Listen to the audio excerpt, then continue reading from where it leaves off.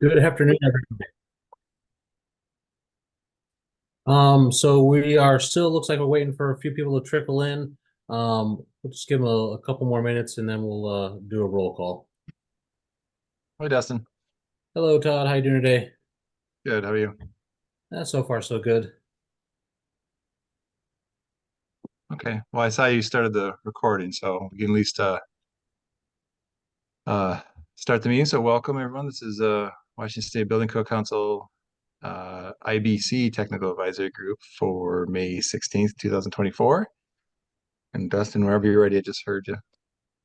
All right. For me. Looks like we got some limited attendance here today, so I'll just do the roll call and we'll see where we are at. Okay. So Todd Bayruther, Yep. Roger Herringa, the alternate chair, is out today. Joe Mile. I'm not Yes, seeing. Chef Fortaleza covering for Joe Mano today. Gotcha. Thank you, Che. Thank you.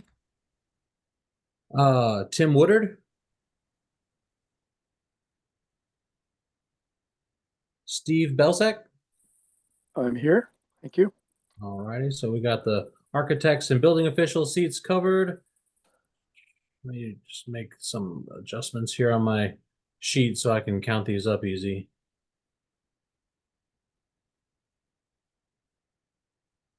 Okay. Next, Hoyt Jeter. Yep, I'm here. Okay. And the alternate in the cities and counties, Sean Carlstrom. Ready? Bill Mybush.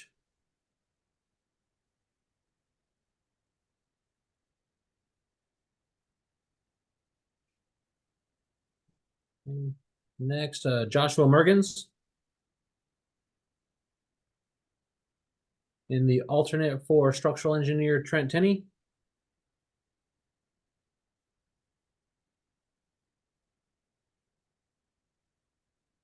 Then Michael Barth. I'm here. Thank you. Alternate for the general public SME, Leah Summer. Or Leah, sorry. Here. Thank you.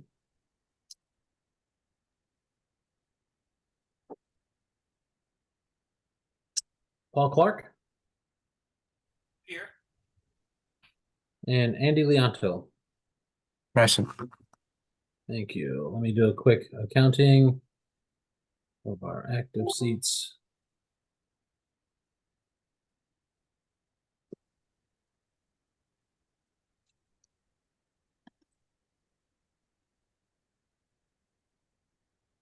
We have a quorum of our group today. All right. Good news. Thank you, everyone. Okay. With that, we'll item agenda number 2, review and approve the agenda. Can we hear a motion to approve, please? Motion to approve the agenda. Thank you, Wade. Second. Thank you, Michael. Any discussion? All in favor, signify by saying aye. Aye. Aye. Aye. Aye. Any opposed? All right, so approved. Agenda item 3, review and approve the minutes for May 9th, which is last week, correct? 2 weeks ago. No, it should just be last week. Last week. Whew. Not going that quickly.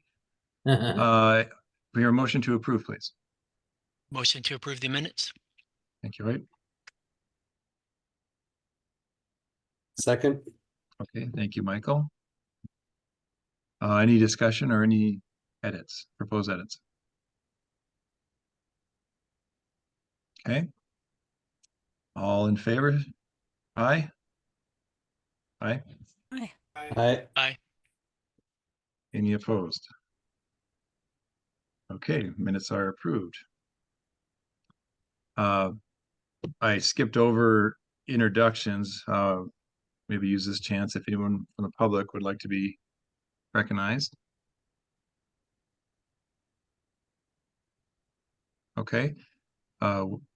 If not, then item 4 would be any public comment for items not on the agenda that you'd like to raise to the PEG. Oh, Brett, go ahead. Just Brett Conway with Mackenzie, just acknowledging being present. Thank you. I said that and then I didn't look up for hands. Welcome, Brett. Very good. Okay. Okay. If there are no public comments, then let's go into our work for today on agenda item 5. Dustin, please. Awesome. So we left off with some in the middle of chapter 9 last week, and we were wanting to maybe see the fire tags work on chapter 9 as well before we continue that. At the Tuesday fire tag meeting, we did complete that review, and I just haven't sent it out to everybody here. So after this meeting, we'll be sending that one out to you guys so we can review. So it would be kind of my desire to not go back to chapter 9 and take that step back to chapter 7. And I have to take a quick look at who did the work on chapter 7, and it looks like, oh, I'm sorry, Andy took care of chapter 7 for us. And so if that works for everybody, I guess we'll start off with chapter 7. Does that sound good? That works. Yeah, I did the first half of chapter 7, and then Michael did the second half.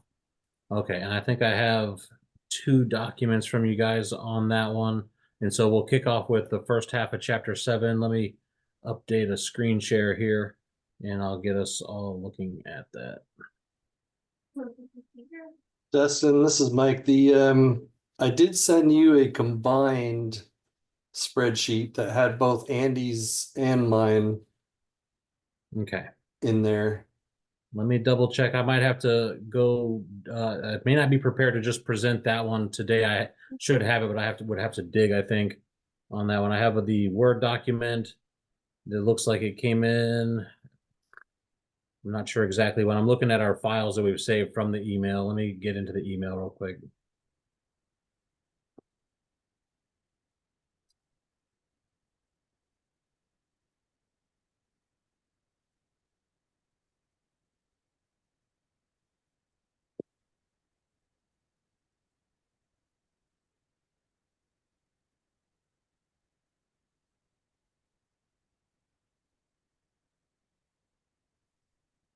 Okay, I got it coming up here. Just a moment as it opens up. Then,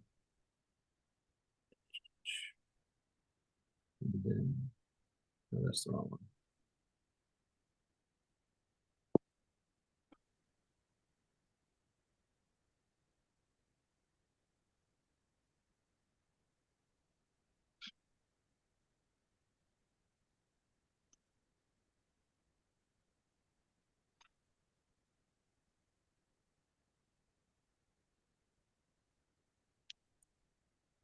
All right, I believe that these are the 2 that we're working at here. Yeah, the Word documents are separate, but the spreadsheet is combined that you have there. Okay, so let me get back to the original chapter 7 document I've got here.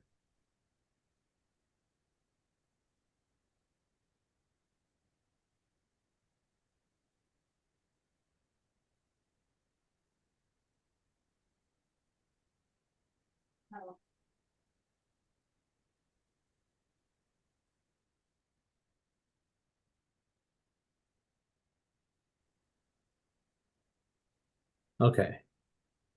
So this should be the Word document that I got back from Andy, and then I have the one open from you, Michael, in the background here. And see, 70461 appears to be the beginning of the existing amendments, and 704.2 is the beginning of significant changes. So, Andy, do you want to run us through these and we can go through them like we've gone in the other? Oh, I also had an ask on when we get these back. I've got some interesting encryptions on this one, and when we get them back, can we make sure they're not protected in any way? That's made it a little hard to manipulate this one in our programs. That was interesting because I didn't do anything.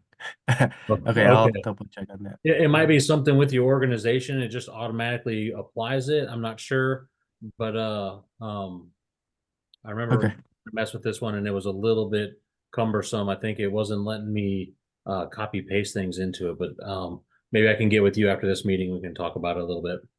Okay, yeah, sounds good. If it's the combined one, that would have come from me, and I just took the base right off your website and used it. And yeah, and I certainly didn't do anything to try to protect it or lock it, so that is, Okay. I'll have to see what's happening. Well, yeah, I think we just get together and we'll take a look at it because I'm not sure what's happening on it.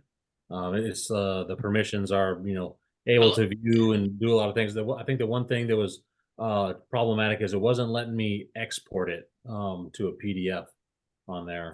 Just FYI, the new Microsoft programs, sometimes I have found it will default by locking it when you send it out by email. I've had that come up before. So you have to Okay. specifically go in there and change the security settings before you send it. Okay. And that's just a setting within the Excel or Word document you're messing with? Yep. They Okay. they defaulted to it, the lovely changes that they make that you don't realize until after you've sent something out. Someone says, hey, I can't open it. So Okay. Interesting. Awesome. Well, I appreciate the Awesome. insight on the issue. And so, Andy, I guess we'll start at 704.2 in the report here. I think I should be able to edit it. Yeah. I wasn't sure if 704.2 is actually a significant change. It's a significant editorial change, I would say. But the intent has always been there. And same thing with 704.1.1, which I did not include, even though it's seems significant in terms of the number of tags added into code. But as far as the supporting obstruction intent, I believe it's already there. It's just I think it's providing a complete I guess a location where it basically provides a catch-all place. Okay. And so for the 704.1.1, are we just it's a significant change, but we'll keep the new model code language. So Yep. kind of copying what you had for 704.2 would work for this report? Correct, yes. Okay, gotcha.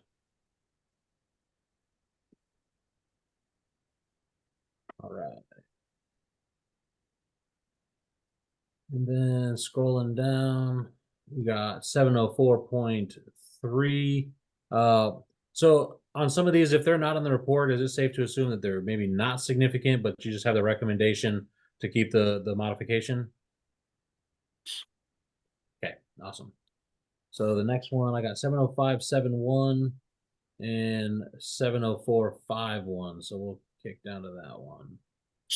So yeah, 704.51 it used to be in 704.6.1 in the 2021 Washington State Building Code, and apparently it got picked up in the 2024 IBC.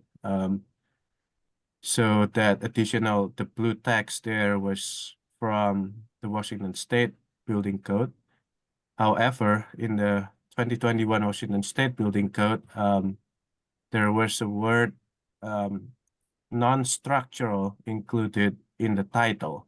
So it says, rather than saying secondary attachments to structural members, in the 2021, we amended with the word secondary non-structural attachments to structural members. I found that interesting because the word non-structural there should not be there because it does not align with the IBC commentary anyways for this specific section. So I'm proposing to just adopt the model code change and not include the amended text, or sorry, the amended title for this requirement.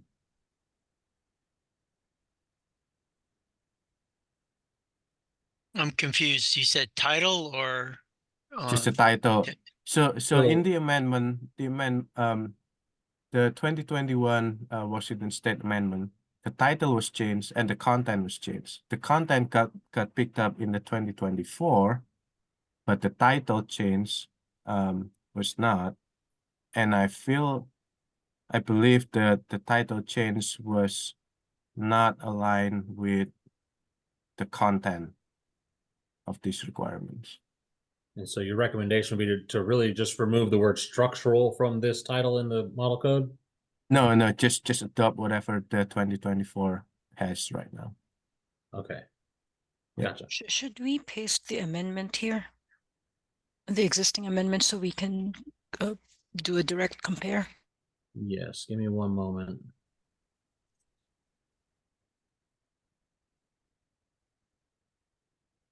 So 704.6.1.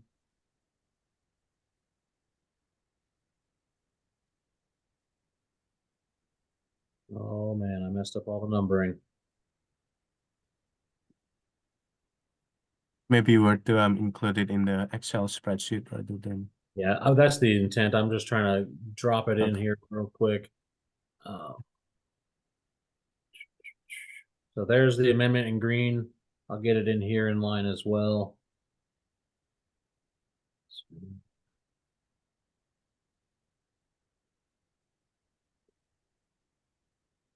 Not everything was an amendment though. But yeah, that's the.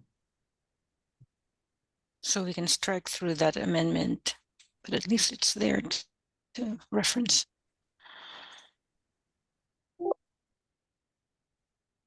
Yeah, so the amendment is the word non-structural on the title. And also I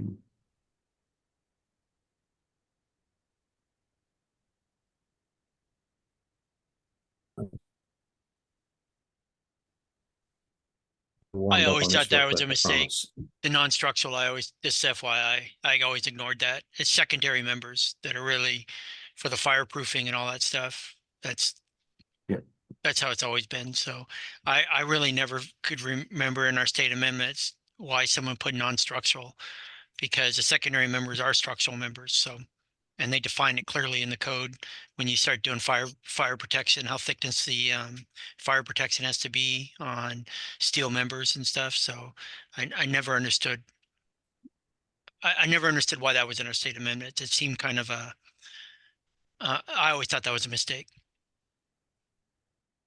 Yeah, I agree. And I think the IPC commentary even excludes small non-structural elements there because or small non-structural attachments because those even though how those are not really significantly contributing to the heat transfer to the actual structural members.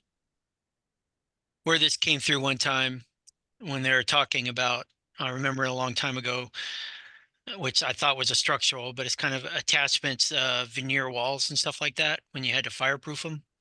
When you had to protect them, people are arguing the veneer wall is a non-structural element. So those attachments to those veneer was really a non-structural, but I never believed that. It's still a structural element that supports the veneer and it needed to be fire protected. So I'm just giving you the example of where someone brought that up, just letting people know. And whenever this gets brought up in a project, we're always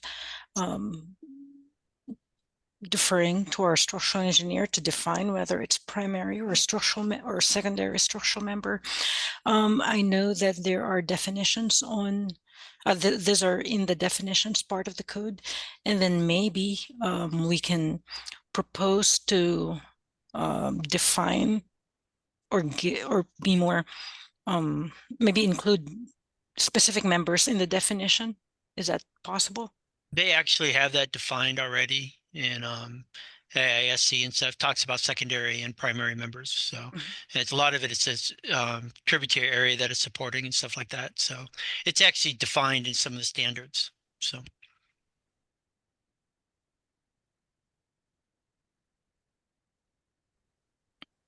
For sake of time, I'll just throw out there a me too. I think what Andy said to start with, if we utilize the title as it's currently amended, then the body of the text wouldn't apply. So it just doesn't make any sense to begin with. Yeah. Yeah, I hopefully like that was it. clear. That's what I agree to. That should be not there. So I agree also that by just repealing it, it looks like the Washington State portion really did make it into the base code now. Yeah, the blue section is, I guess, the amendment, correct? That was there last year for non-structural, and then any additional structural steel members having direct connection appears to be the amendment that was in Washington's Yes. last year. So,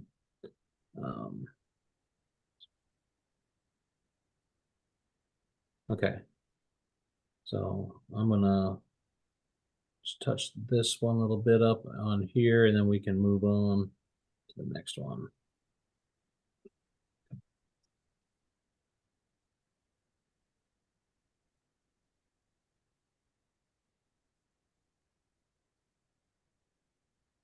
Okay.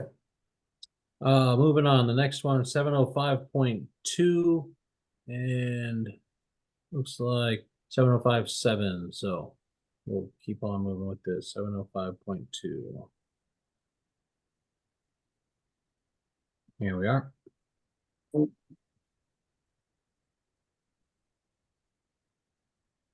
like you want to keep the existing amendment. Yeah, yes. Yeah. These are not included in the 2024 IBC. Looks like everything in section 705 we're recommending keeping. Yes. 705.25. Seems like we're jumping between significant changes and amendments. We have been, so that we flow through the Word document in one direction and don't skip around there. At least in the previous meetings, if it's easier for everybody, I can definitely go through the existing amendments first and then come back and do significant changes. That's fine with me either way. I just need to know where we're following here. Gotcha. And I'll try to highlight. So if I'm jumping back and forth, I'm trying to just make sure I'm going to the next part in the report first. We're at 702, 705.25 in here for keeping the existing amendment. And then I'm just keeping an eye out for 705.71. Oh, 42, sorry. No. I'm sorry again. 705.71 for the next significant change in here in the report. So in 705.2.5, we're going to keep that one. Moving to 705.5. Keeping the existing amendment. Do we know what that is in here? Just the footnote J? This correct, and the footnote on the paper as well, not just there at the note, but the table. Oh, the linking of it here.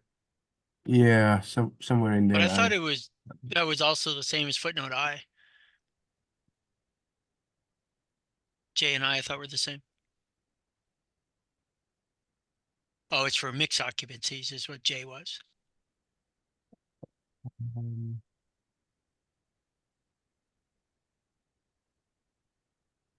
Yeah. Yes, correct. But isn't I That's say the same thing? That's for R3 buildings or 5B. I mean, R3s or 5Bs typically. And it says here just in a mixed occupancy building containing group R3 and U prior to the exterior wall shall be required for R3. It's a weird. Okay. I mean, it doesn't matter. I think you get there the same way. Okay.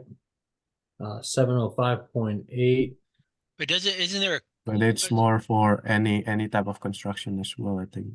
right? So you look at I, so you already have an R3 building of type 2B or type 5B, right? So it talks about that 5 feet or greater. And then you have J, where is footnote J up in the top? Where does it actually, I don't have the code in front of me. Where was J in, J is just on the title there, so it applies to all. you got to, sorry, you got to go back the other way. It's on the title. So it would be a title of the table. Oh, I'm sorry.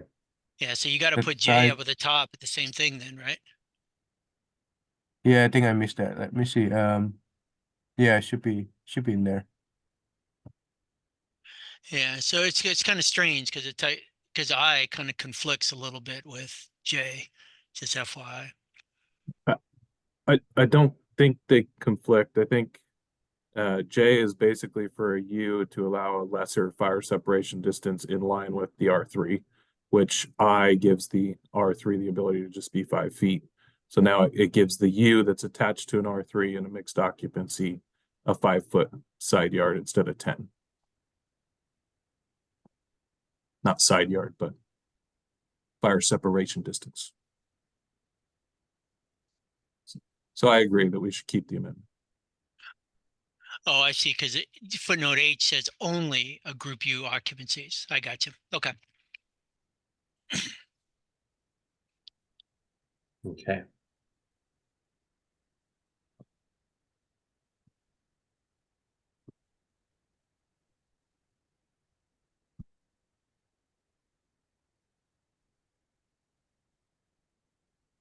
Okay. Can barely see that little green J in there. Okay, 705.8.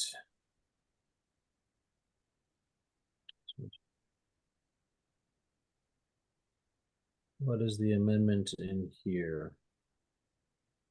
The table?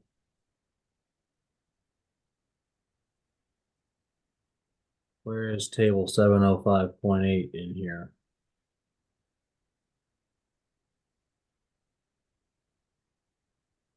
Seven oh 5.9. 705.9. Okay. Oh, okay. I'm reading the wrong column in our report spreadsheet. Apologies. So 705.9. Is it similar footnote stuff in this one? That is correct, yes. Okay. So And let me check. I think that.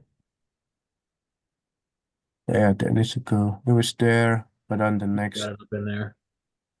table needs to be included as well. Okay. That's it for 7059. I'm moving over to 706.3. Materials. Recommendation to keep the existing amendment.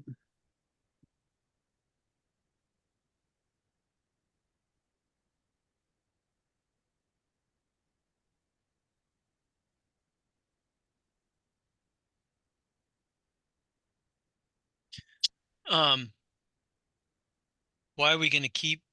Is the existing amendment striking out type 5 construction? Yes, I believe that was the case. Correct, yes. Yeah, in our amendment, we don't have the exception in there. So the green, okay, the model code has that exception. And then Correct. the green says firewalls shall be approved non-combustible materials. And the change is firewalls that separate buildings to type 1 and consist of buildings. So it's just making it consistent with the type of materials that the building was intended for.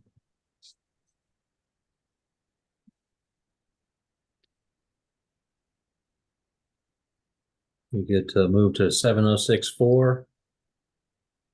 You know, we're already.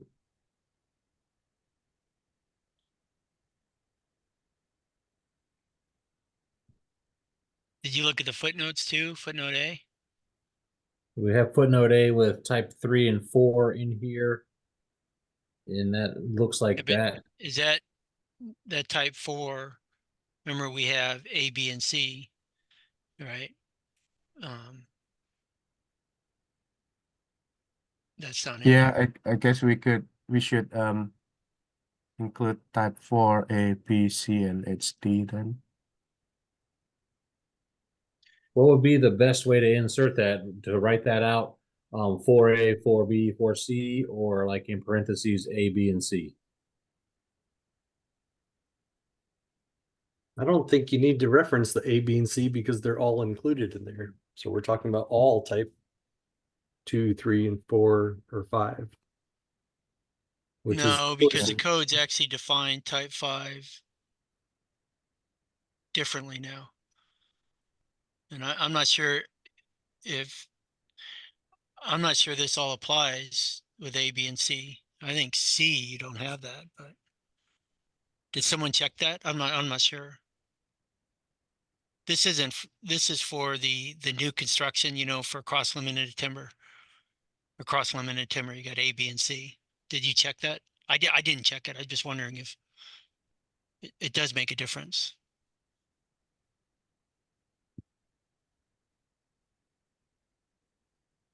I just wondered if it was checked. That's all I'm asking.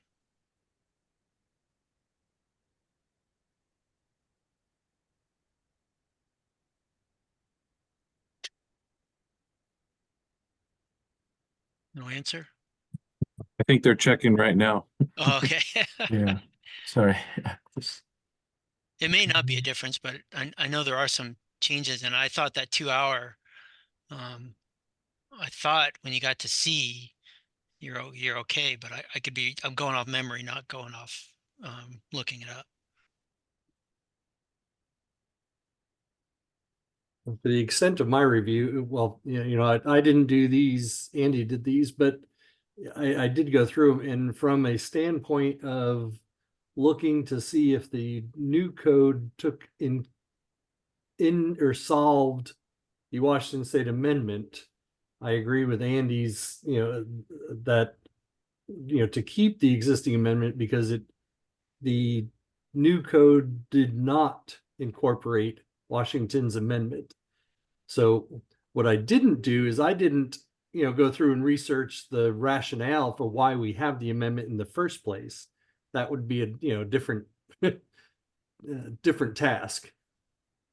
But that's why I think, our amendment adds. I did both. I wanted to make sure our amendment actually, if the code already dealt with it or not. That's what I'm saying is, Yeah. I actually looked at it both ways. On the pieces that I did, I did also, but this one, again, this one, the new code did not address what the amendment addressed. Whether the amendment is correct or not, that's a different discussion. So I guess maybe this is a question for Dustin. When we get to these points, like I think we're all going to agree to keep the existing amendment. Should we just make a note here saying because type 4 changed, we need to look further into this to see if it applies to all of the type 4 occupancies now? Or I think that should would be the appropriate, reviewer come prepared with that? I think we should, to keep it consistent the way the code is developed now. So as far as the question to me, like if we were wanting to put some more effort into checking this out before we submit our CR 102, we can put in here with our other comments, needs additional review, and we've done that on some other sections in our reviews so far. And so it wouldn't be inappropriate to do that for this section, even if the kind of initial momentum is to keep it as the developed code is at the moment. I would second that approach, and that way we can kind of move on and not have to evaluate here.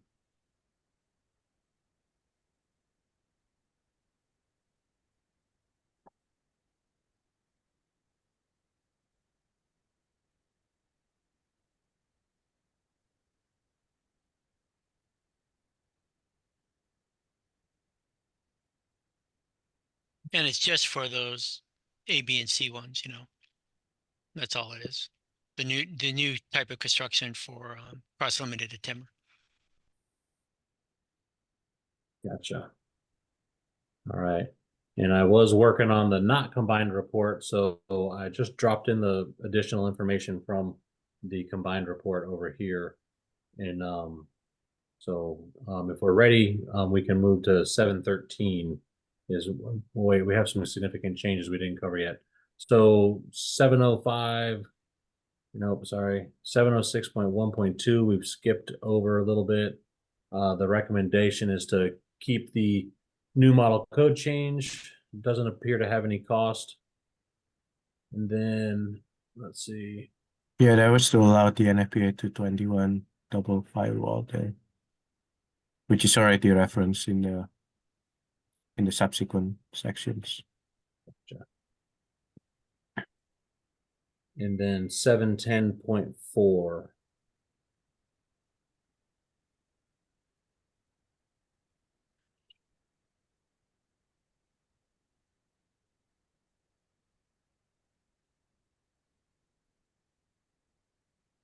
Gotcha here for continuity.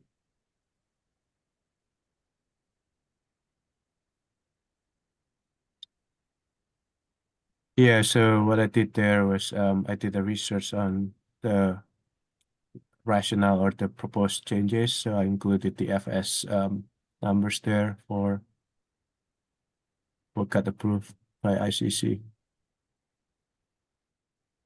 But those are actually in the code. I mean, those, right? We don't need to have a state amendment to that, right? Correct. Yeah, that's the model code.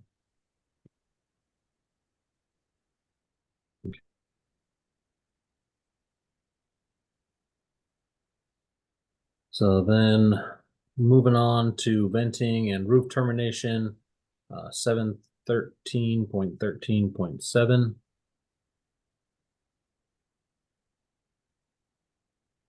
Then you may want to use a different Word document there because it's not in there. Gotcha.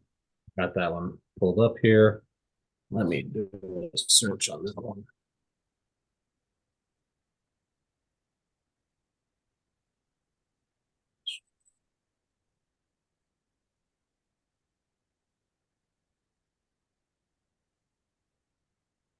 Okay, 713.13.7.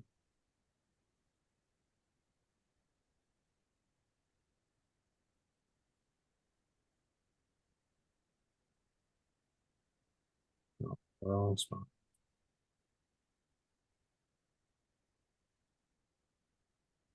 That's openings, I think. Yeah, 713.13.7. Right here.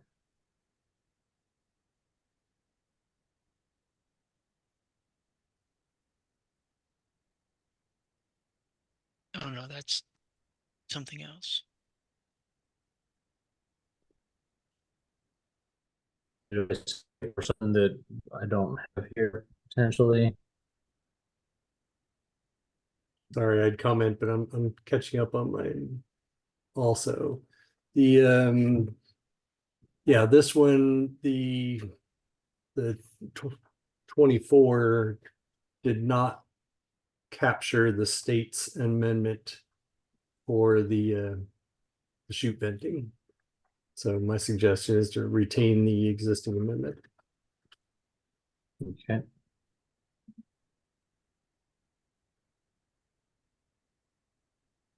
And let me make sure I'm looking at the significant changes that we have here as well. Not going to be relevant for a while. Let me just get them pasted in here real quick though.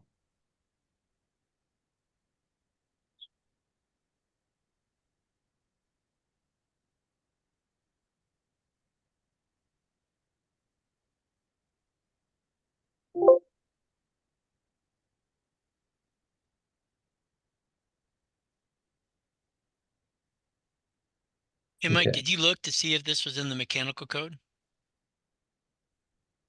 for the chute venting?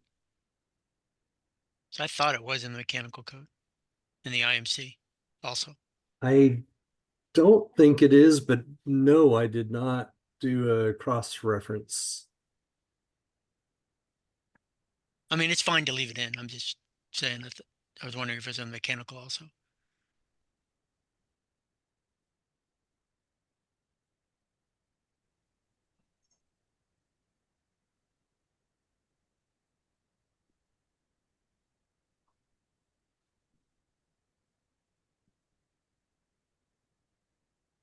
not cooperating with me. Yeah.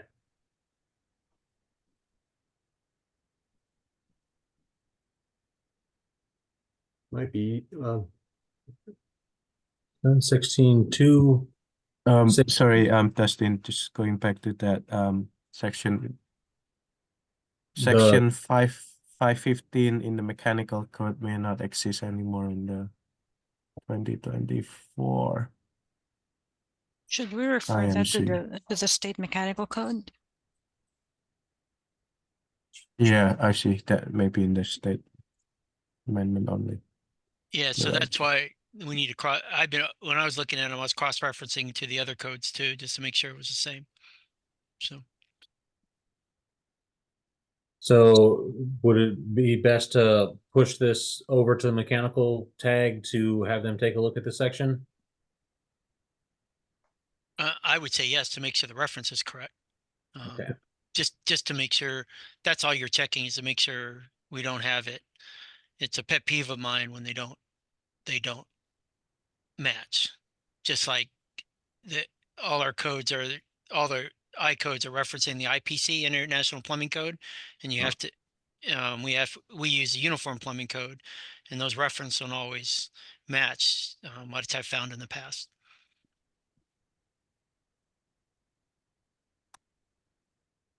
Okay.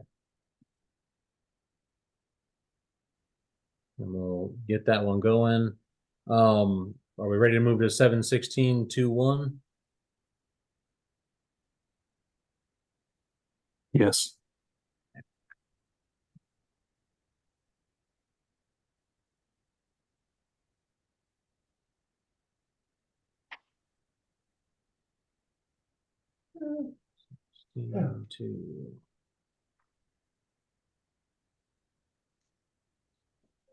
Door closing. 16.2.6.1 looks like the base code added a new number 3 with the fire doors, and then our amendment was in number 4 essentially. And so if we keep the amendment, we just need to renumber it to be consistent with the other code. Gotcha. And obviously that amendment is the group I, so that'd be a Washington driven one from the Department of Health.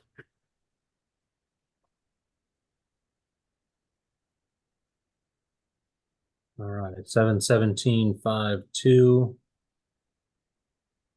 Okay, this is where there is not a current amendment for the 21. We lost it in the adoption of 21. And having been on the tag, I when we did this exercise 3 years ago, I hadn't gone through chapter 7 real closely, and whoever did, I think, said or suggested that the amendment wasn't needed anymore because it was captured in the new code. Reality is it was not captured. What was done is in 2021, they added the 3.1 and 3.2, which were great, but that did not capture what had been in the amendment before. And so it's a significant loss, and I've already run into it several times in projects around the state right now, where they're now trying to get rid of fire dampers. Dustin, I don't know if you want to pull up the original code change from Lee Kranz in the 18 code, kind of showed and gave all the rationale for it. What I've written here in the document is kind of referencing that. And then I had also, that one, that one added that language without openings located on the opposite side of the wall assembly. by not continuing that amendment, we lost that. And it's significant because now if you have any system, you know, that essentially penetrates a fire barrier, so long as that system is continuous to the unit, which what system isn't, then you don't need to do a fire damper. What that does is that allows you to have duct openings on both sides of a fire barrier. And that's what the amendment was trying to prohibit in the first place. Because, you know, why have a fire barrier if you're just going to put a duct through it for fire and smoke to go, you know, in one side out the other? So it's a significant loss, in my opinion. And, you know, I was part of the tag, and unfortunately, I wasn't looking at this close enough at the time to realize that that, in my opinion, that, you know, we as a tag we made an error. So I don't know at this point how to go about getting that back in. Whether we have to. Mike, he took this to the national too, and it got denied. You know. Correct. They did part.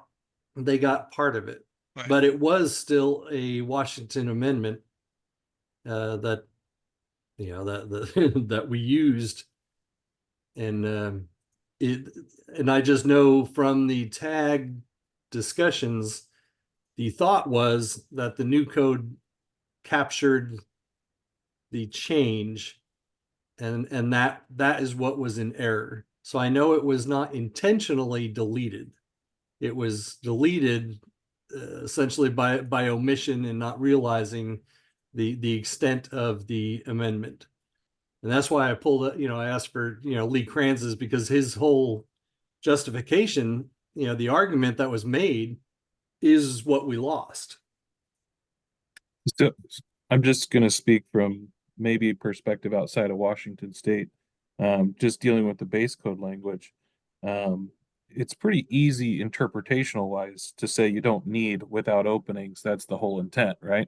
You got two openings on the, you know, opposite sides of a fire barrier with a 18-inch duct going through there. Obviously you lose all protection. So it's, you know, I think the intent was never to allow openings, but maybe everybody in Washington, to see that removed, started to think they could do it without the openings, and maybe that did create some confusion. But nonetheless, I feel like if that was voted on by the SBCC to accept the tag's recommendations, which ultimately it would have had to have been, then it would have to be a code change proposal at this point, I would assume. I would agree with that sentiment. Yeah. It is something we could look at a little closer when proposal season happens. And if a proposal was made, we could look at it in that light as well. So do we want to mark it as needs further review on the process of why the existing amendment was deleted for 21 for this report? Well, I think we've already gone through the cycle.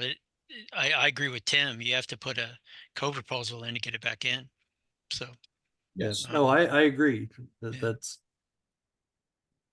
I just speaking from like looking at it though, it does make it more clear. Like I like the change that Lee put through, and I definitely see why it creates confusion now though, because all these designers see it's removed and now all of a sudden they think they can put openings. So it's almost like we created an issue by clarifying it and then taking away the clarification.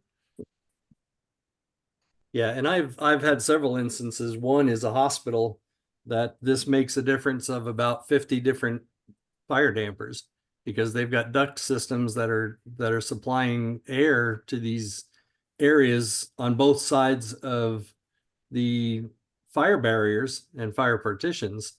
And essentially, you know, their argument is that, well, it says if it's, you know, continuous, I don't have to put a fire damper.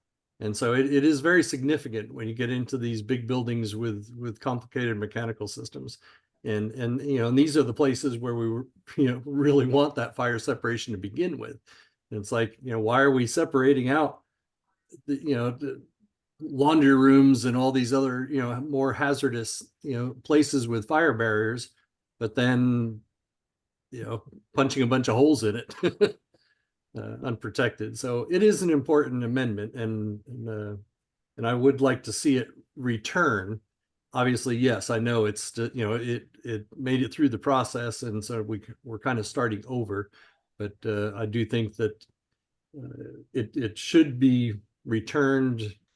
And, in my opinion, ideally, I'd like to see it returned as an emergency rule so that we can apply it with the 21 code and not have to wait for the 24 code. But obviously that's a different discussion too. So, But that's where it comes.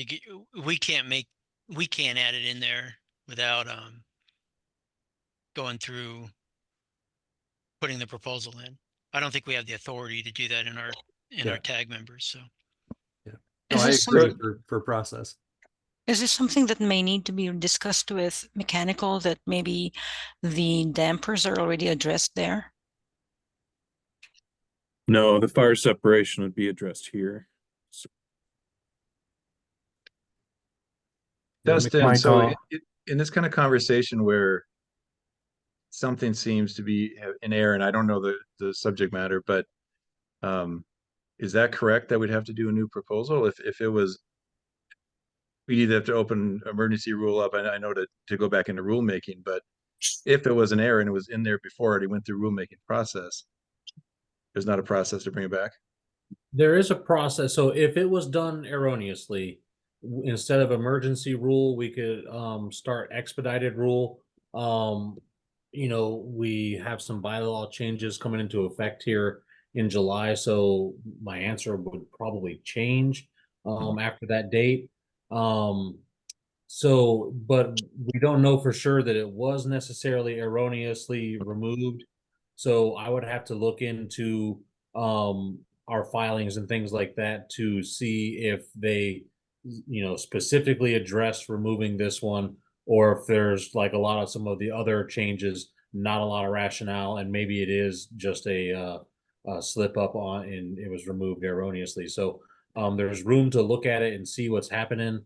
And after July, in order to embark on the outside of the normal code adoption cycle rulemaking process, there has to be voted on by the council and get that 2/3 vote. Thank you.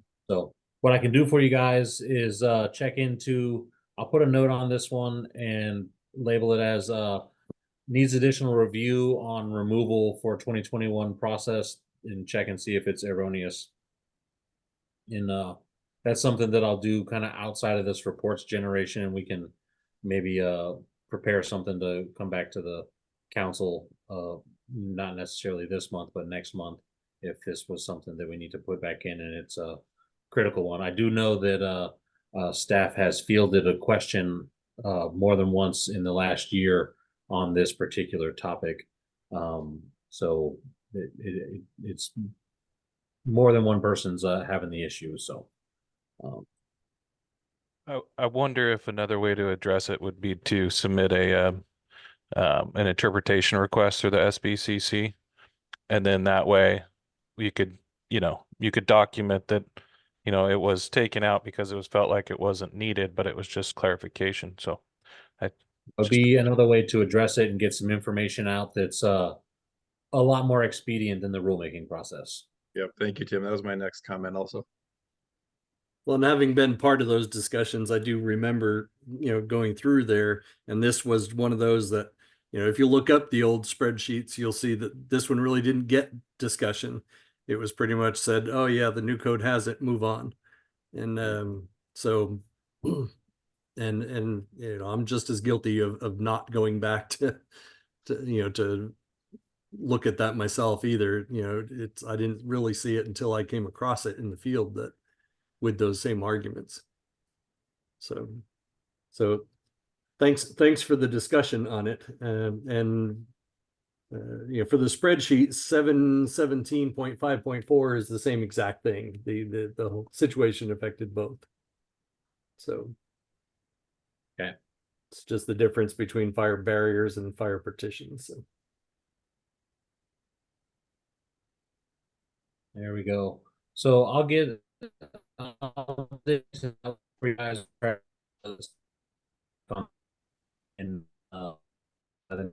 and I think that takes us through the existing changes in 719. I'm only hearing every other word. Is anyone else having the same? Yes, Dustin was breaking up. My apologies. I just got a note. I got a little thing on my screen that said I have an unstable connection. So unfortunately, where I'm at right now, I'm only got broadband. They don't have any fiber optic or anything like that that brings me good speeds at the house. So sometimes it drops out when the neighbor turns on their weed eater or something.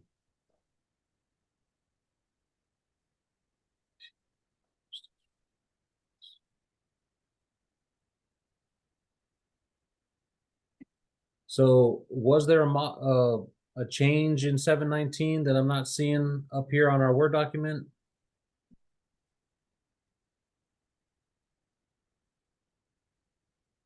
Are we still having issues hearing me? I'll just double check that too. Oh no, I'm hearing you fine now. Okay, awesome.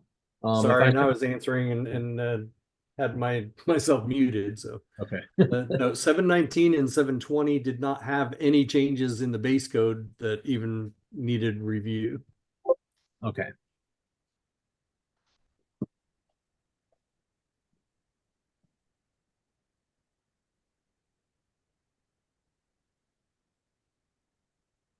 Okay.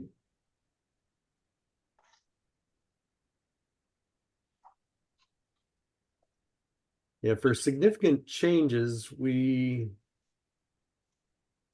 there were lines for 713 for shaft enclosures, 714 penetrations that aren't showing in your Okay. Give me version one. there. However, I mean, to summarize, and we could use the Word document if you just wanted to scroll through them.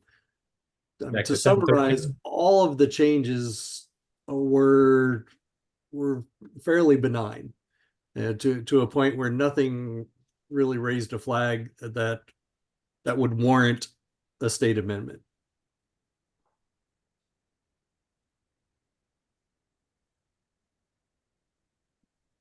Oh, I see the stuff here. Let me bring this up. Put that in, trying to copy that in there. So 712 and 713. Yeah. And essentially in the spreadsheet there, I just put a little summary of of what the changes were, and for all of them, really from this point forward, I didn't think there was anything of significance. Pretty much everything down this whole list. Yes. Yeah, from 713 all the way down through 722 are they're either minor changes or they're changes that seem good, and does not seem to be anything that would warrant the state having to add amendments to it.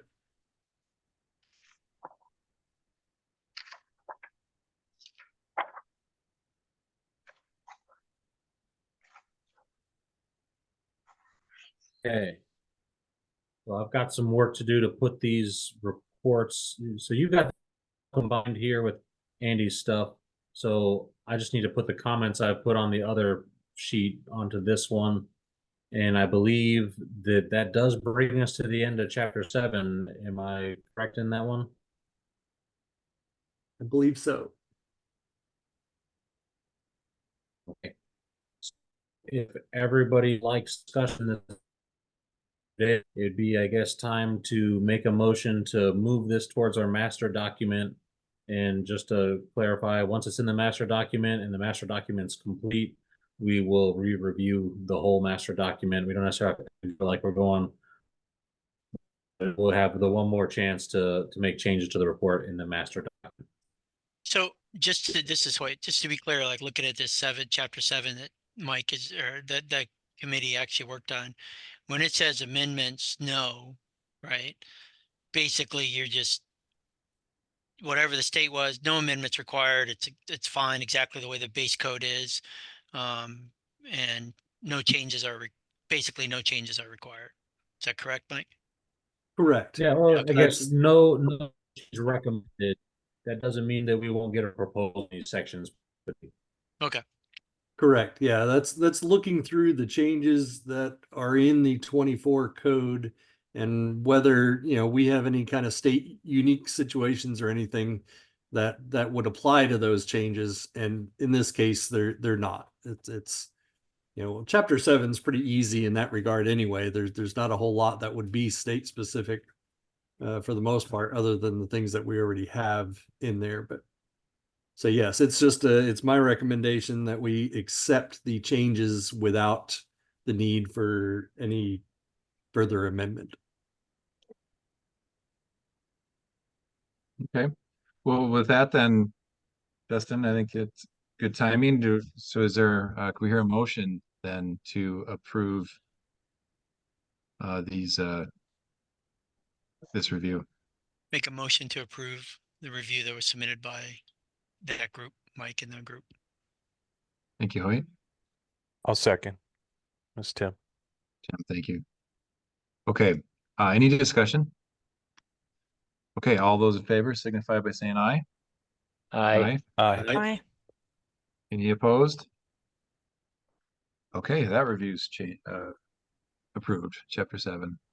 Thank you. Okay. So that gets us, let me skip back to the agenda real quick. Got that up here.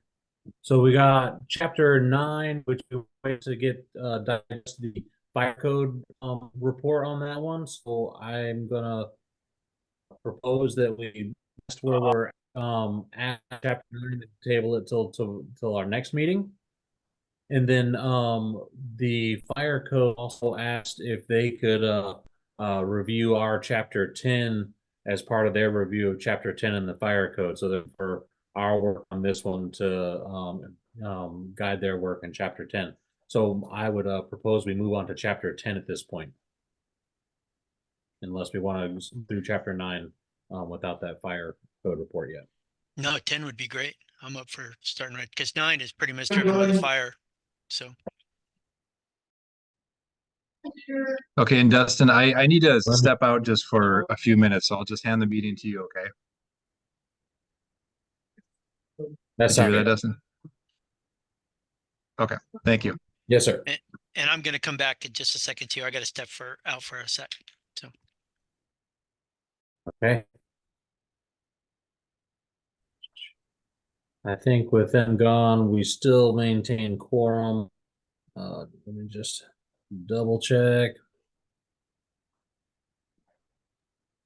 Well, we can still go through the work, right? While I'm out. Yeah, we'll probably wait to make any motions until you guys are back. Yeah, thanks. Okay. So chapter 10 by Brett, it looks like. Yes. And then let me get the Word document here as well. Close that.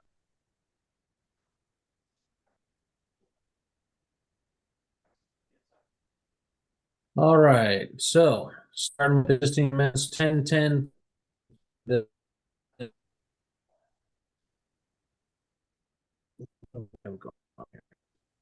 get existing amendments on this one. Brett, What was that? did we? I'm gonna turn off my video 1 second. Did we only get an existing amendments report on this one? Yeah, I didn't note any to be significant. Okay, awesome. Then, and I was scroll down to the bottom, so we'll start at 1003. Let me just,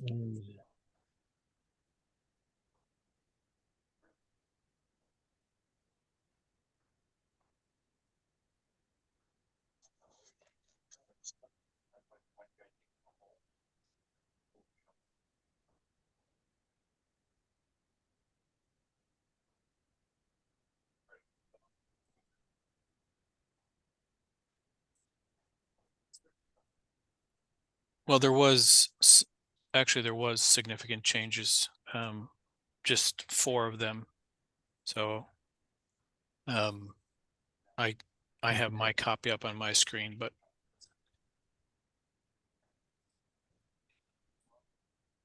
So is it included in the Word document is where the recommendations are? no, I sent through chapter 10 initially, then I revised them a couple days later and sent them in again, and so maybe that was the difference. So, but there Okay.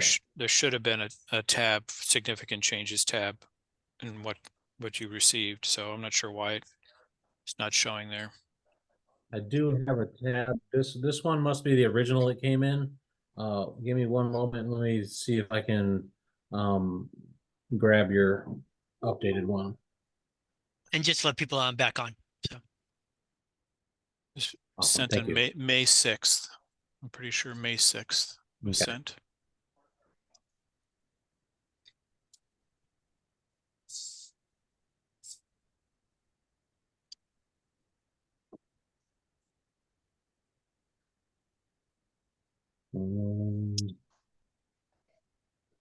My email's having a little bit of trouble accessing our server at the moment. So while that's cycling there, let's just hit the existing amendments for now. Now, Brett, on this one, was the existing amendments report kind of complete as compared to the one you sent second? Let Here me we go. check. I got it up now.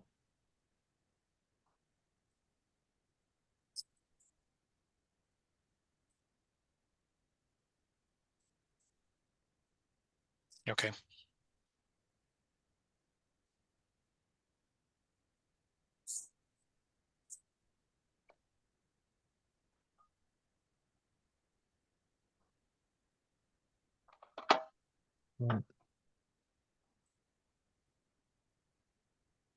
Okay, here's the significant changes. Did I open up chapter 11? I certainly did. I'm sorry. Hold on.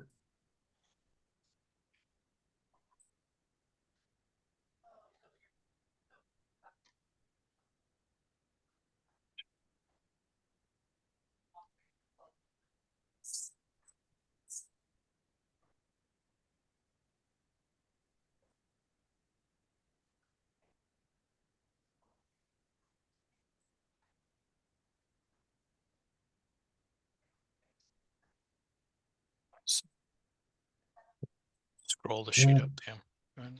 Okay. There we go. We got significant changes starting in 10.009 and existing amendments starting in 1003. Sound about right? Yes. Okay. And then the amendment is 1003.7. No exception. So we have elevators, escalators, and moving walks where we added an additional exception. And we are looking to keep that amendment for the recommendation.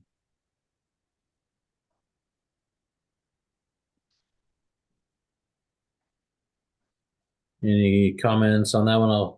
I guess if I don't hear conversation, I'll keep on moving through. Looking at section 1004, we have table why are we 1004. keeping the exception? I'm just curious. Seems to be something that was put in specifically for transit stations. I'm guessing to do with the light rail, so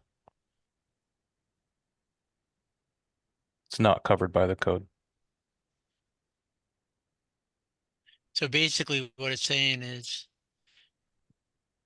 Oh, okay, so it says used as a means of egress. So basically it says you can't use it as a means of egress, and then exception says use it for transit and passenger rail systems. According to, okay. Yeah, I was always curious on this because if power outage went out, right? And it doesn't have backup power, how is that going to work? That was always confused me why that exception was there. For elevators, you have to have backup power, but you don't have it for escalators that I remember in the code. Maybe that's what it references 3116. 3116 may require that, but again, I think it's only going to be for those jurisdictions that are reviewing the light rail stations. Which I have here in Tacoma. Have you reviewed any? Yeah, I And- have. Yeah, I have. Okay. And we all know that politics plays a role in what ends up in our code. And is this one that correlates with do we have a chapter like in the fire code on chapter 49 in the fire code that is a special chapter just for this stuff? There is something in the fire code. I can't remember which section is in there though. I believe it's chapter 49, and it's a whole chapter created just for this one, fixed guideway, transit, and passenger rail systems. And there we reviewed this chapter this last Tuesday. And just to talk about what we did at that meeting, they want to keep the amendment there, but they need to update it for the 2023 NFPA 130. And so they're doing a little more additional review on that document to make sure that there's it's just numbering updates and not necessarily anything substantial within that NFPA document. And so that's kind of where the fire tag was at on this specific topic. I didn't realize that this was going to be correlated in the building code a little bit. So it was just a question for you guys. So chapter 31, the one that it references there, 3116, is special construction. But it's not specific to all light rail things. But it sounds like they just added an additional exception in 31 for the building code for this means of egress requirement. And then looking at our amendments in chapter 3116, it is just tabled, so we got some amendments there as well. Yes, the entire section, And- section 3116 is for kite rail, transit, and rail systems. Okay, should we should we I guess the numbering is the same, so we probably don't need to worry too much about the correlation of this particular amendment with other sections of the code, I guess would be my concern. Yeah, because we added that one specifically, like you say, all the numbering should be remain consistent. Okay. And I will move on to 1004.5, the occupant load table. Or no, sorry, maximum floor area allowances yeah, there you go. So we have several amendments in here, and looks like the recommendation is to keep the amendments and the two Washington occupancy types added, so billiard table, game table areas, and the core 3116, 30, the section we were just talking about. I'm 3116, sorry, yeah. Dustin. Yeah, I think with the new numbering in the 2024 IBC, that section may be different. So we'll probably need to review when we get to chapter 31. Tim, I think that's your chapter, right? Yeah. So we'll take a look to see if it will remain as 3116 or it will get bumped up to 3115. Okay.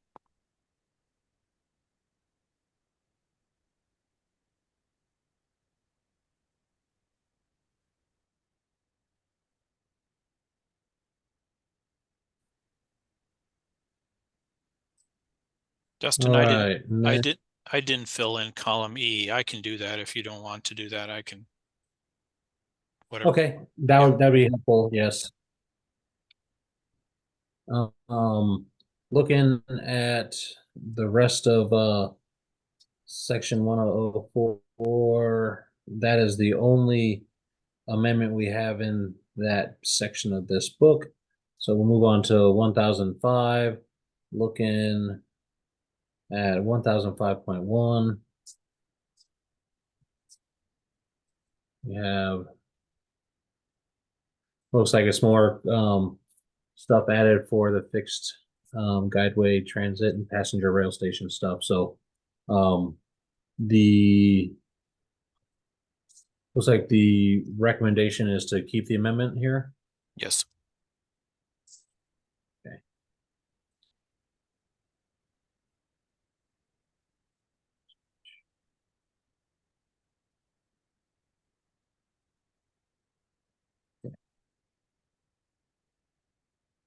Then moving on to 1006.2.1.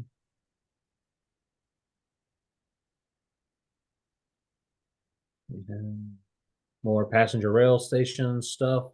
Keep the amendment here as well. Do we want to just any of these that have to do with the passenger rail station? I'll just put notes in here for review with chapter 31. Yes. That sound good? Sounds good. Then 2000 or 1006.2.1, the table has a footnote for daycare facilities.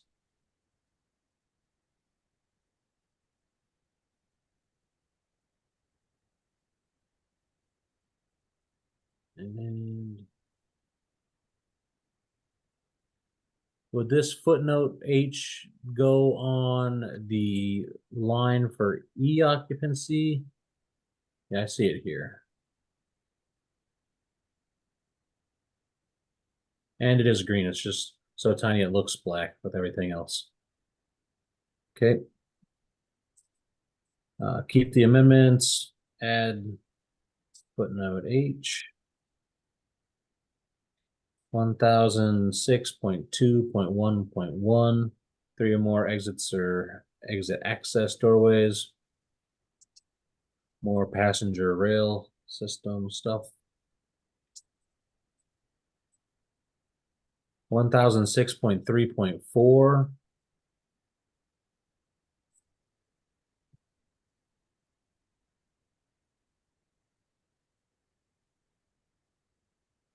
So it looks like the amendment is absorbed into the model code language. Is that correct on this one? Yes. Okay. So from here forward, there's a nuance in the language. I think it's talked about some other meeting about occupiable roof. So that's a brunt of these edits in blue that you see. Okay.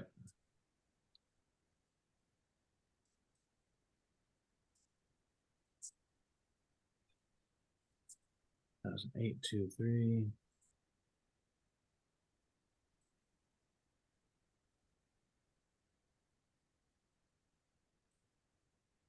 Three exit discharge. So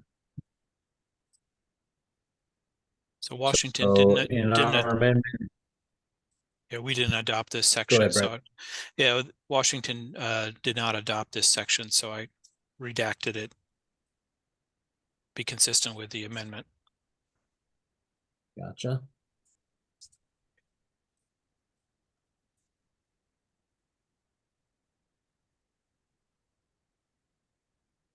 (1009.1). We got means of egress required.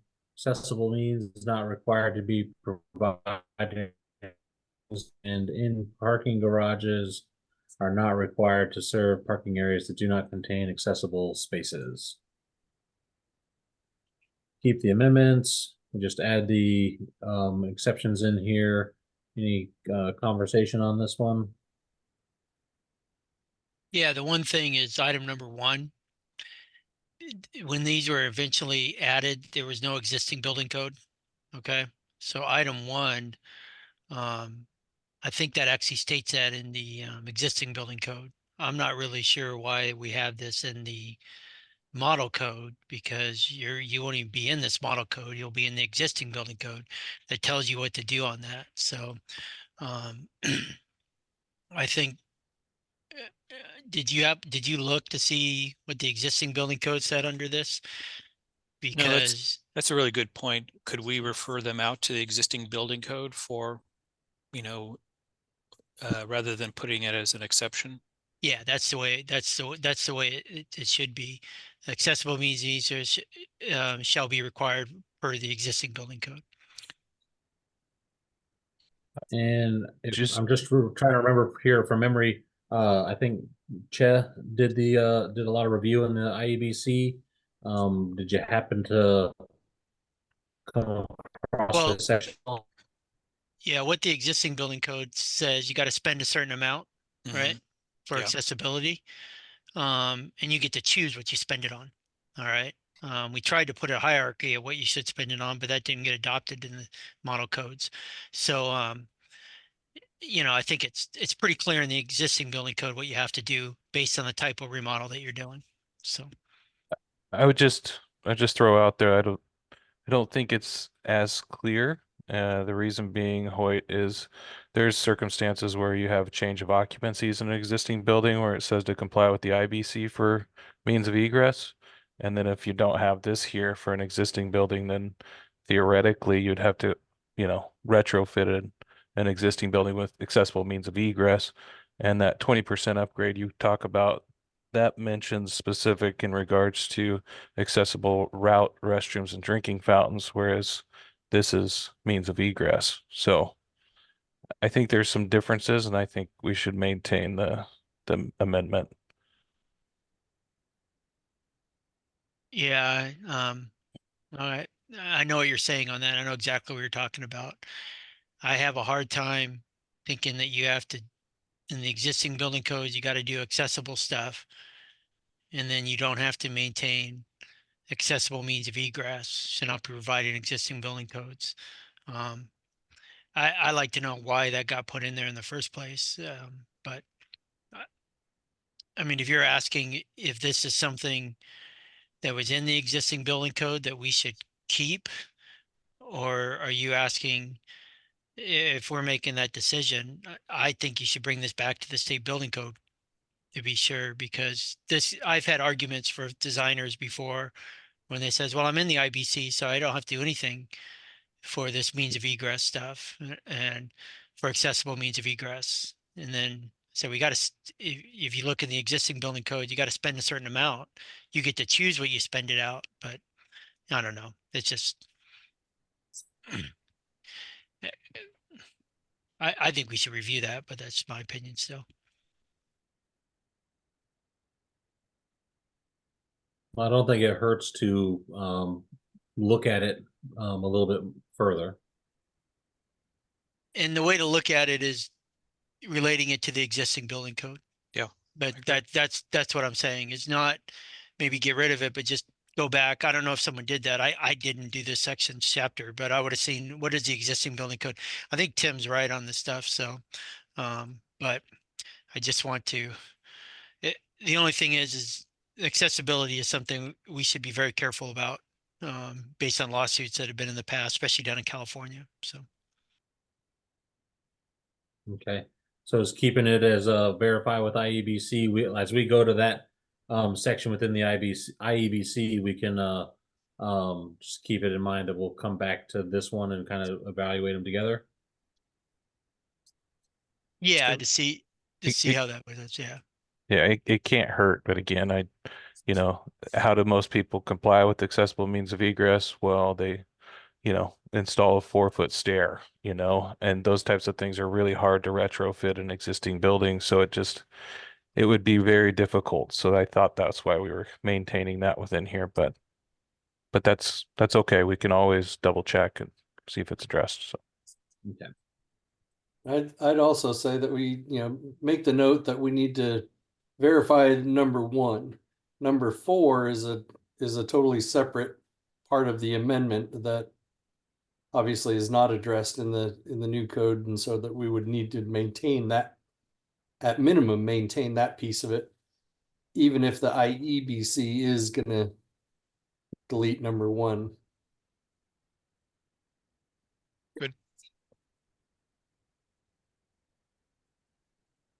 So the note will be just verify exception number 1 still needed, and there's no question on exception 4 is what I'm hearing.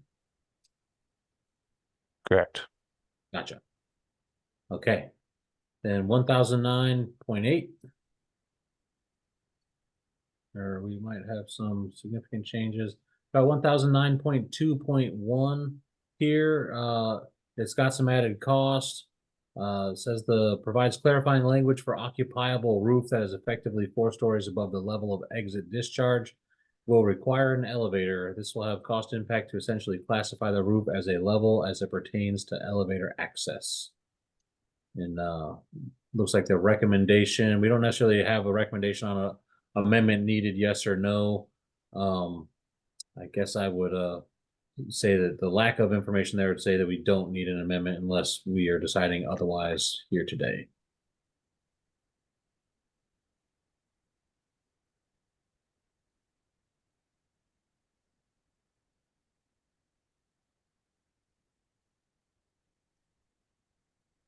All right, is there any comment on that, or I'll fill in amendment is not needed? I feel like, there was a clarification done here that, essentially the elevator is part of the accessible means of egress in 1009, right? So it's saying when you have to traverse more than 3 stories, you should have an elevator as part of that. And it seems to me that the intent is the same if you're going up the same amount of stairs. So therefore, I think the amendment would be needed to be consistent with the intent of the code, which is once you traverse a certain number of flights of stairs, it's required an elevator. So I don't know, but that's just the first thought that comes to my mind.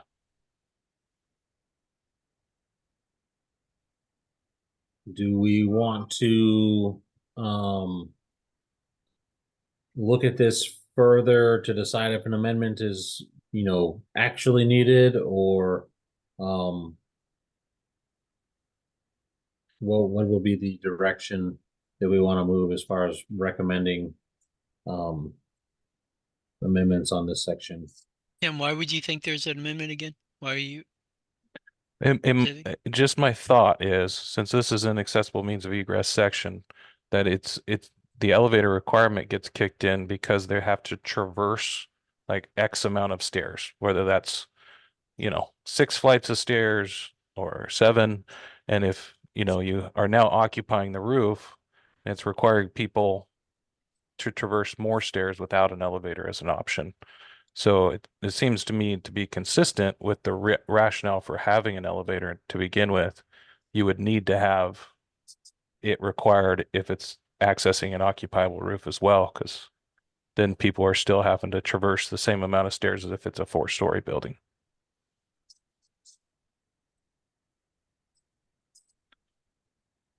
But this all goes down to what is our qualifications to whether or not it's needed or not needed. In my opinion, it's needed to be consistent with the other provisions, but is it needed? I don't know. I'm not disabled. I don't know if, well, I don't have mobility impairments to where I would be upset if there was not an elevator and I was asked to go up even one more flight of stairs.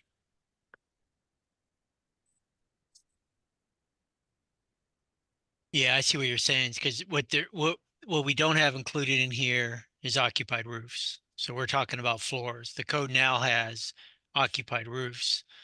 So that is 3 or more stories above the level of exit discharge. So an accessible route roof is above a story that is 3 or more stories above the level. So what this is really saying is you're basically making an occupied roof your 4-story. So Yeah, so if you had a 3-story building with an occupiable roof, it now triggers an elevator. triggers an elevator, yep. where it wouldn't And that have was the intent. yesterday. Yeah, where it wouldn't have yesterday. A 3-story building wouldn't have an elevator, a 4-story building would.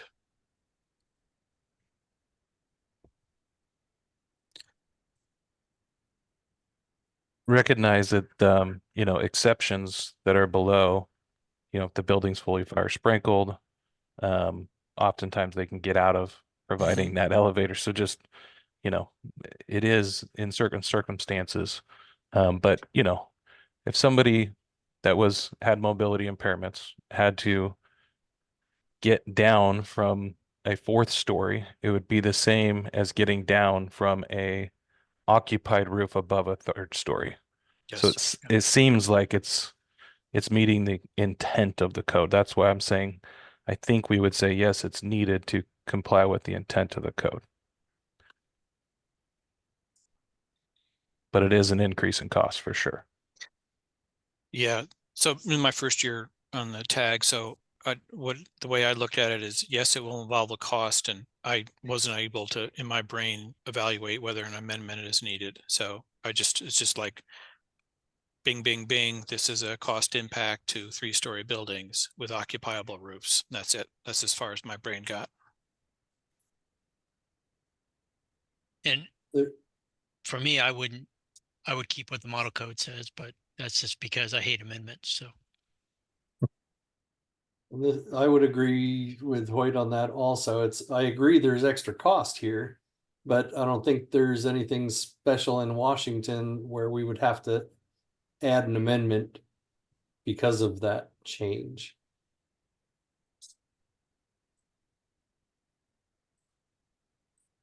Actually seems like a good change. Makes it much more clear. Yes, and what would be the purpose of the amendment? to not require an elevator. That's basically where we'd I be mean, amending it. You'd have to have another story on top of it. So basically not counting an occupied roof. The amendment would be not counting the occupied roof as a level. So you would actually go 1 story higher and not include that occupied roof. So basically it means an extra story you'd be able to build without an elevator. That's kind of the Yeah. that would be the difference. So So the elevator would be required either way. So just, you know, remembering we're in the accessible means of egress section. This would be to where the elevator's on backup power and it works to get people off of that occupied roof in an event of an emergency. So it's, you know, whether or not they're getting off of a 4th story or the occupied roof above a 3rd story, it seems to be that's when they're wanting that elevator to have the backup power to get people out in emergencies. So it, again, feels like it just clarifies that makes sense for an occupied roof above a 3rd story.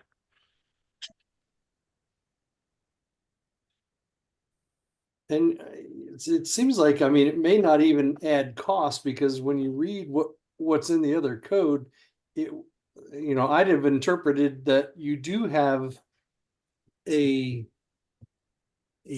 floor 4 or more stories above a roof when you have a roof deck above the 3rd floor. So I think this is just a clarification of the same requirement.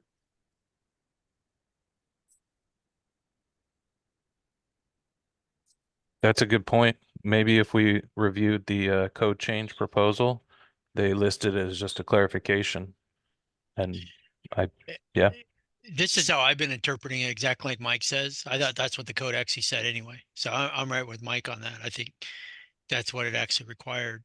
But I had people argue with me. Now it actually states it. So So I think no extra cost, no amendment needed based on that, because when I read the language side by side, as a reviewer, I would have required the elevator for a occupiable roof at that location anyway. yeah, that's how I've been too. So would it be good then to put no and no on these columns? That's what I would suggest. Yeah, me too.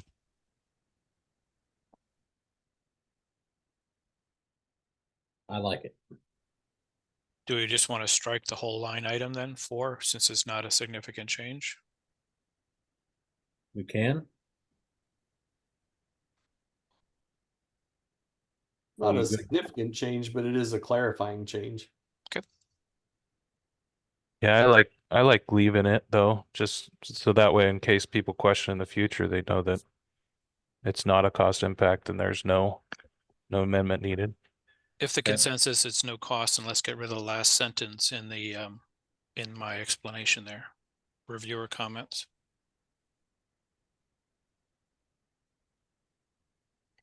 Thanks. You're welcome. All right.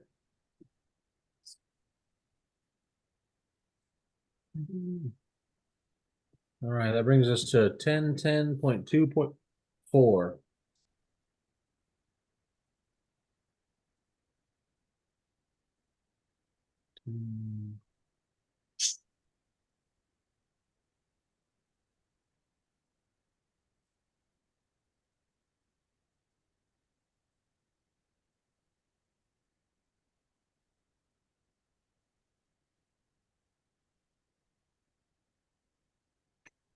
Highlighted section was whether that code applies to in Washington. It is referenced in several places, but it's not quotations specifically adopted.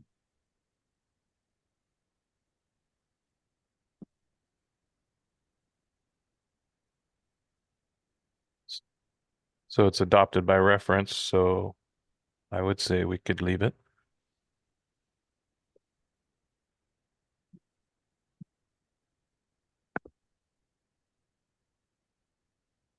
Should we include this section in our significant changes report?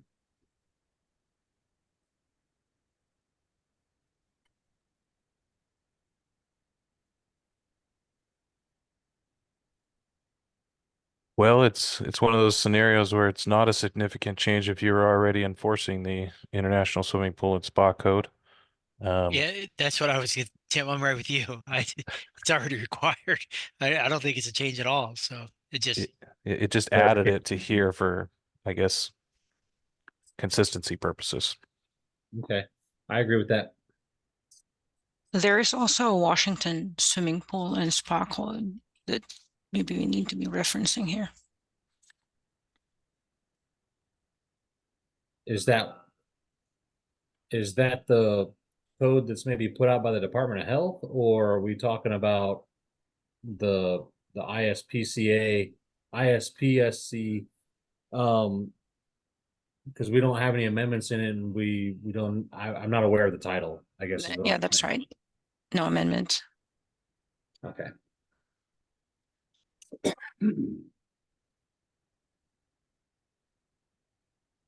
So does it need to be changed to Washington Swimming Pool and Spa Code, or it's okay to leave it as the international since we don't make amendments to that document? Since we don't adopt it in 1927, I would say that we can't change it to Washington, otherwise it wouldn't apply to anything. Gotcha.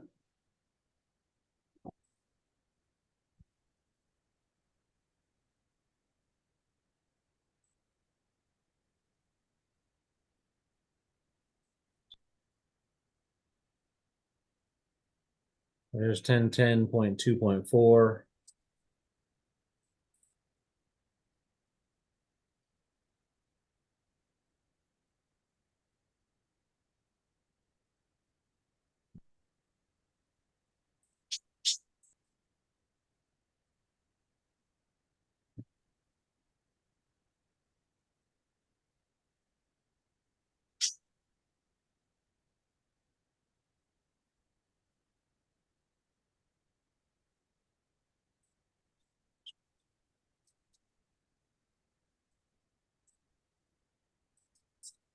So it looks like our amendment strikes all the struck out language, adds to in all these subsections below, and makes some changes there.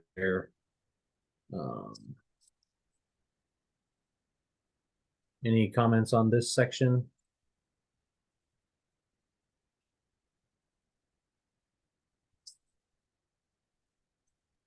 No, that's correct, because our I condition 2 or we have specific state amendments for that. So 10.10.2.13.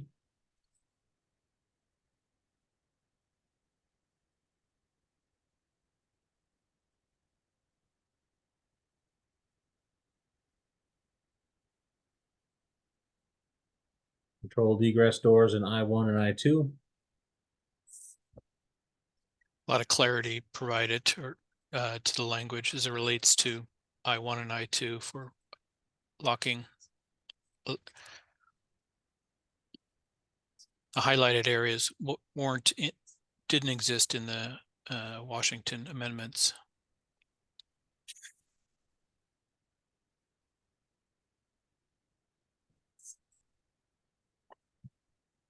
yeah, I think all our I's, we should actually keep our state amendments because some of them aren't in the model code. So I'd recommend keeping these things. Okay. And that's Did the I recommend- understand correctly though that allowing immediate free egress is not in the Washington Amendment, but it was in the new code? Yeah. So I think it's good. So this is a weird one because we're like accepting the Washington amendments and also adding to it with the base code, but I think it's needed. Yeah, exactly.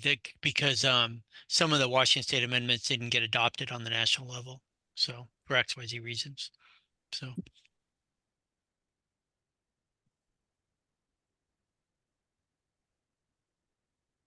Okay. So keep the amendment, incorporate model code changes would be kind of the momentum on that one. I would agree with that. yeah, that's what I would say.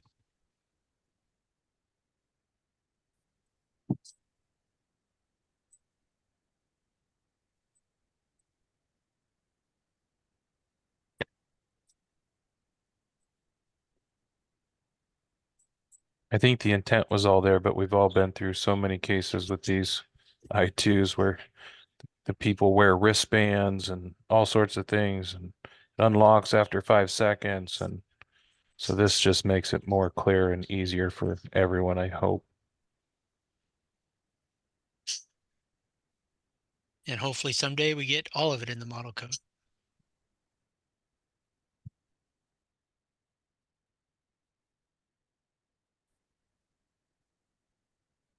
And number 6, it says was replaced to match the Washington Amendment with some edits. So does the model code language cover number 6 now? Just Yes. the strikeout in the red here is what's the difference in the new model code language? Yes. Okay.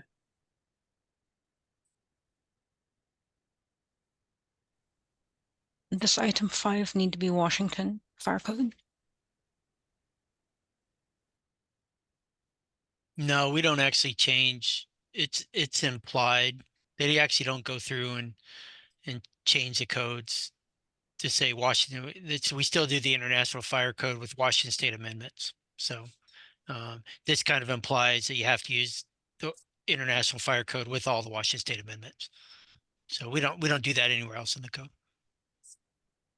Well, since this will be the second cycle publishing with ICC and the titles are actually Washington codes, would it be appropriate? I know it's not included in anybody's drafts or anything, but would it be appropriate as an editorial thing when we're doing the final proofs on this to change these references from international to Washington codes as a blanket kind of approach to make sure that it's as clear as possible to the users?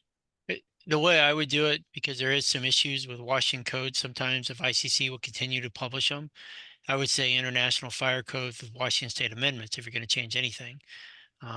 Because there are times when, because I've worked on that to get the codes in there with the Washington, if we don't get it in there in time. And then the other thing they don't do when there's mistakes in the code, erratas for XYZ reasons, they don't redo the Washington state code. So I don't think it's a good idea to delete. It's kind of implied the International Fire Code, you have to meet the Washington State. So if there's an errata to the International Fire Code, our Washington State Fire Code will not pick that up, or it hasn't in the past. I don't know if it's going to. So erratas are never corrected in the Washington State codes, and I don't know if that's going to change or not. So.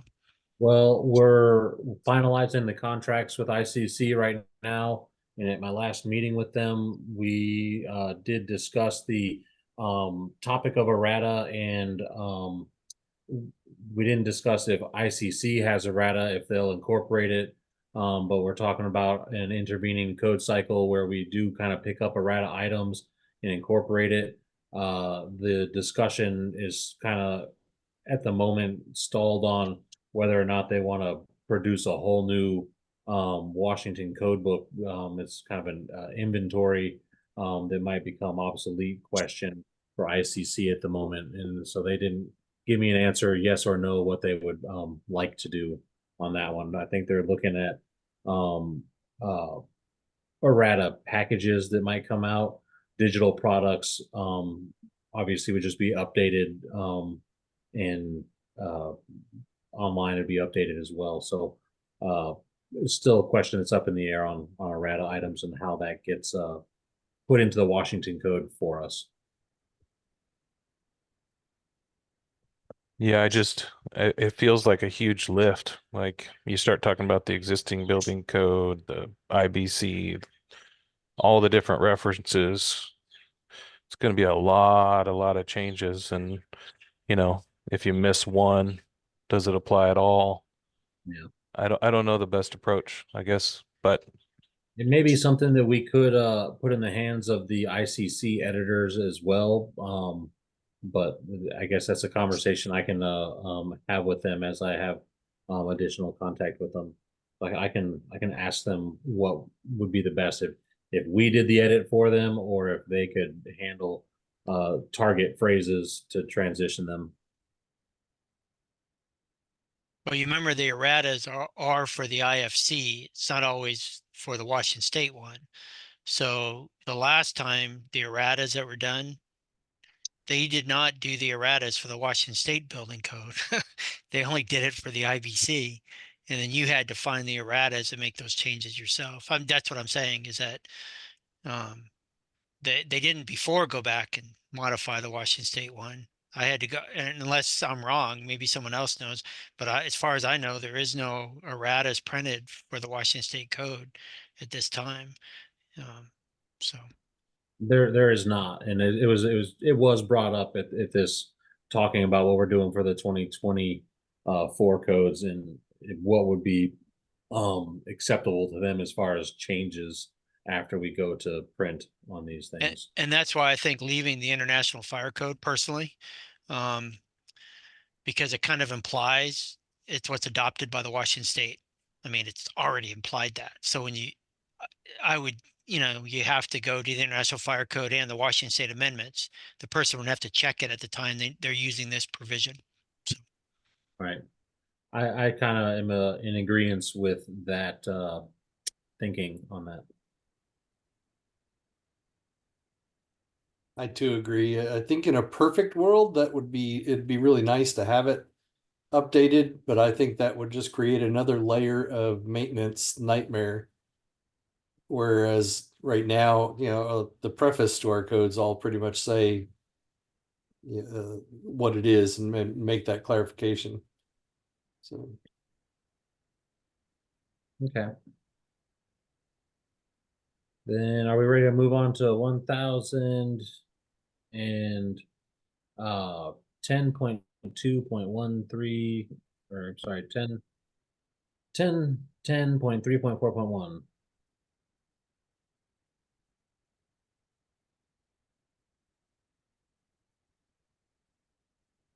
We'll look at this one real quick.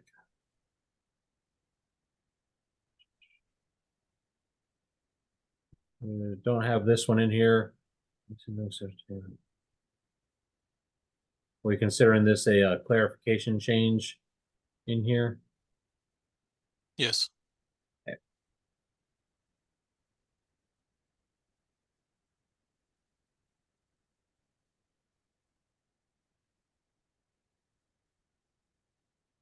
All right, fixed transit and passenger rail systems.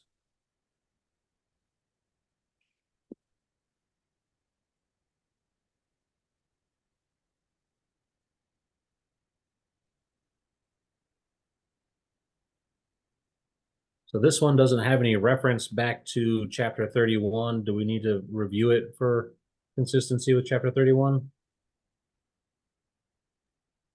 Problem, the numbers aren't correct though. 3.41 fixed transit and passenger rail. Oh, I guess it is. Never mind. Reading what this requirement is it allows a security grill over the means of egress system.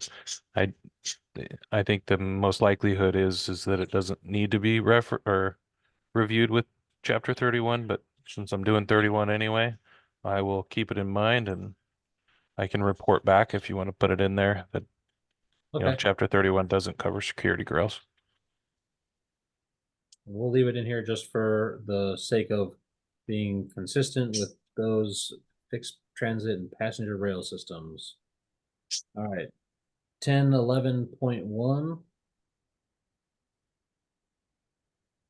Stairways.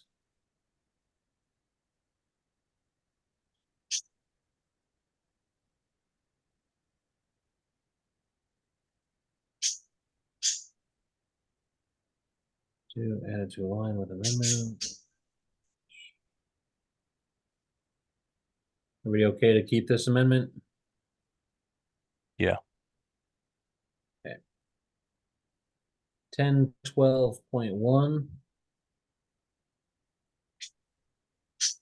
Wasn't that the requirement for sleeping lofts? Yeah. Yeah. I thought they added sleeping lofts into the 2024. Maybe I'm wrong.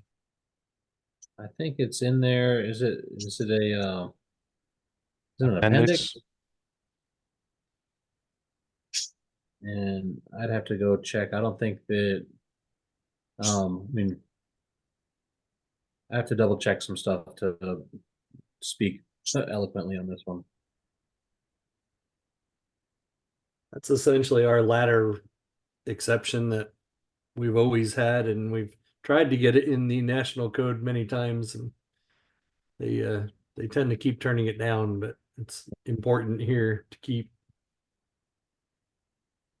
I agree. Oh yeah, absolutely. Keep it in. I thought it got accepted for some reason. I just We'll keep trying.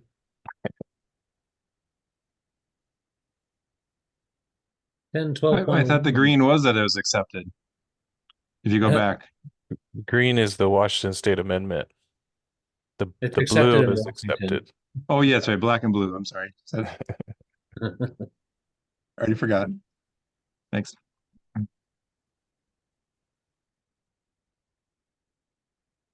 The national hasn't bought into that yet, but again, we won't give up. We'll just keep trying. They'll keep turning it down. Perseverance. Yeah. Are we all in agreement to keep exception added here for number 4?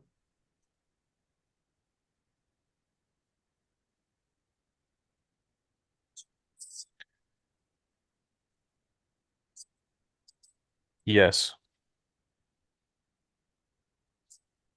All right. Moving on to 10.14.2.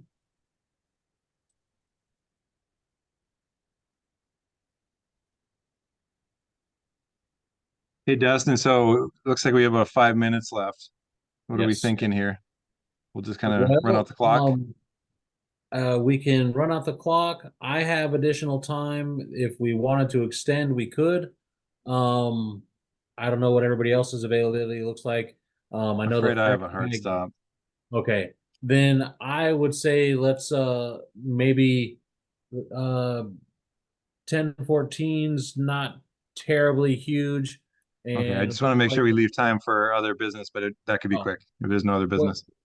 Well, we could stop it right here at 10.14. It's a good stopping spot where we're moving from 10 12 over to 10:14, and we could do other business now. We might get a couple minutes back in our day if we do that. Okay, if everyone thinks this is a good stopping point, I guess that was the question. Good stopping point. Okay. Okay. Okay, let's do that then. Maybe 10:14 a starting point for next meeting. Yes. Makes sense. Good. All right, that's good progress today. Okay.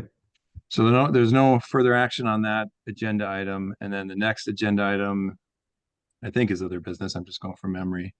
Is there anyone that'd like to bring anything else up today? All right. With that, then we get our 2 minutes from Dustin. Thank you, Dustin. Very welcome. Okay.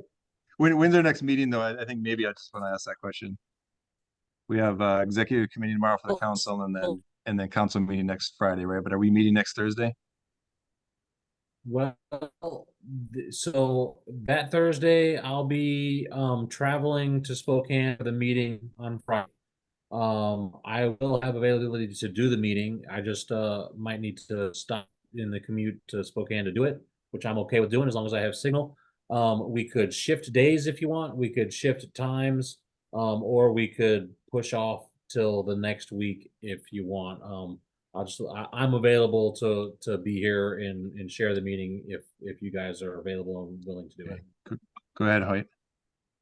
Yeah, I'm actually, I won't know if I'll be able to make it or not because I have jury duty. You know, you call in every day.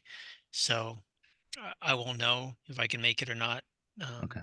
So I let you know. I plan on making it, but you never know if Jerry calls you or not. So you call in the night before, and then they tell you if your number's been called. I've never been on a jury duty, so this will be, if I get picked, it'll be my first one. So Good luck.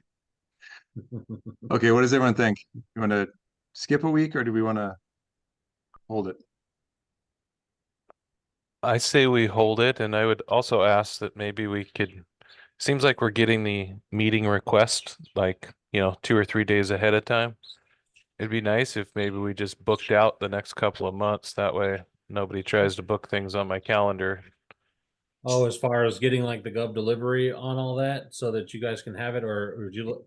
So I get one of the reasons we're putting the meeting requests out when we are, because as we get the chapters back, we're trying to get them online for everybody and have the agendas come out. And that's typically when the reservation notice comes out for your calendar.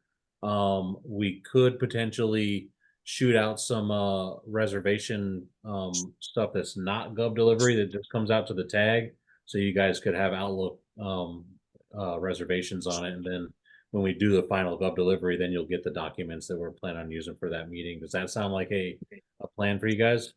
yeah, this is Hoyt. Because people look at my calendar and if they don't see anything, I sometimes never know if something gets scheduled. People have the access to schedule things, like people coming in to have meetings with me and stuff. So the more we could schedule out, the better for me. So I don't have conflicts, because I had a conflict. I had to change something today, and it's the longer it goes out, the better for me. Okay. So since we're trying to be ready for the committee meetings in June, I'll work with our admin and we'll get some Outlook meetings set up so that you guys can earmark the spaces on your calendars, and we'll just set it out till the June council meeting, and then we'll move forward from there if we need to set additional meetings for the work that comes after that council meeting. Okay, we Thanks. appreciate it. Thank you.